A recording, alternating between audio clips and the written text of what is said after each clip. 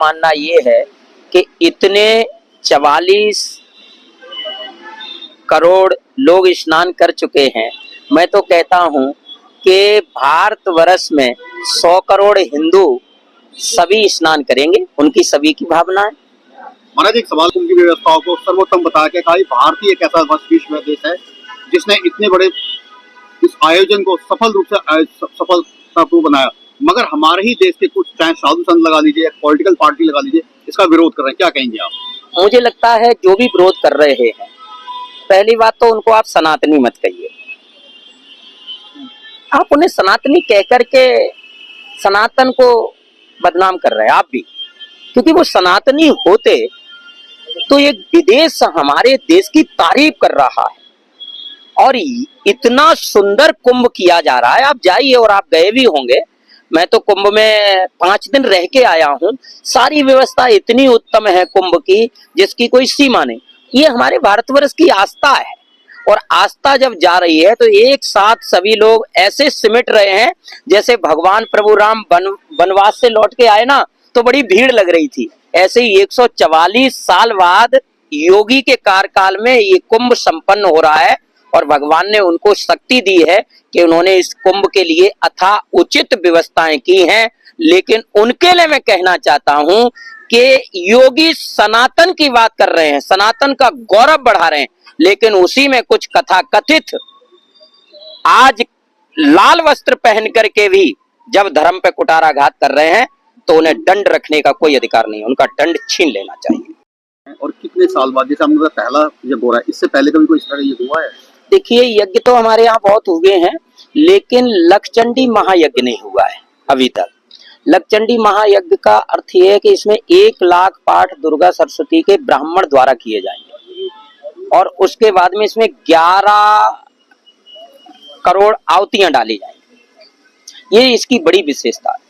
देश देशांतर के सभी महापुरुष आएंगे, और हमारे यहाँ सारे महामंडलेश्वरों से हमने संपर्क किया है, तो सभी का उसमें आगमन होगा।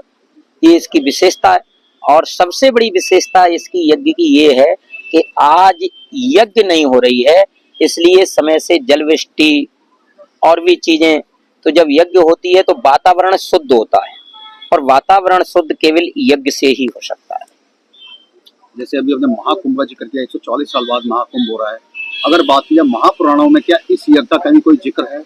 हाँ, बिल्कुल है। महापुराण में, हमारे यहाँ महापुराण में लक्षचंडी का, सतचंडी का ये महत्व है, और जो महत्व होता है उसी के आधार से संकल्प सिद्ध किए जाते हैं। सनातन धर्म को आगे ले जाने के लिए जैसे हम महायज्ञ कर रहे हैं, क्या विश्व शांति के लिए भी ये किसी यज्ञ में आहुतियां डाली जाएंगी? बिल्कुल डाली जाएंगी, आहुति डाली जाएंगी। आहुति उनके लिए भी डाली जाएंगी जो सनातन विरोधी है, जो सनातन को स्वीकार नहीं कर पा रहे हैं। कहीं ना कहीं बड़ी वेदना होती है, कहीं ना कहीं बड़ा दुख होता है कि हमारे सनातन को बदनाम करने में आज कालनेम जैसे कई पुरुष पनप रहे हैं। उनको भी भगवान सतबुद्धि दे। पहली बात तो हमारी व्यवस्था ये है कि हर ट्रेन से यात्री आएगा तो प्रशासन की ओर से उसकी पूरी व्यवस्थाएं की गई हैं। मध्य प्रदेश सरकार इस यज्ञ में पूरा का पूरा ध्यान देगा। सभी लोगों से चर्चा है। हमारी यज्ञ में अव्यवस्थाएं हैं बिल्कुल नहीं फैलेंगी, क्योंकि हम सारी व्यवस्थाओं के तत्व सारे कार्य कर रहे हैं।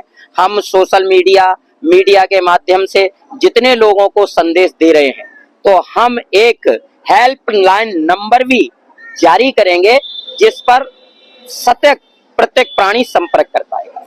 वही बात किया जाए, आपने तमाम लोगों को जो है बुलाया भी है, वहाँ पे किन लोगों को बुलाया, क्योंकि अभी जिक्र कर रहे थे कि तमाम लोग विदेश से भी आ रहे हैं इस महायज्ञ में। देखिए, यज्ञ में जो विदेश से लोग आ रहे हैं उन सभी का आज हमने यज्ञ का विमोल किया है, और हम दूसरी मीटिंग इसी दिल्ली में लेंगे।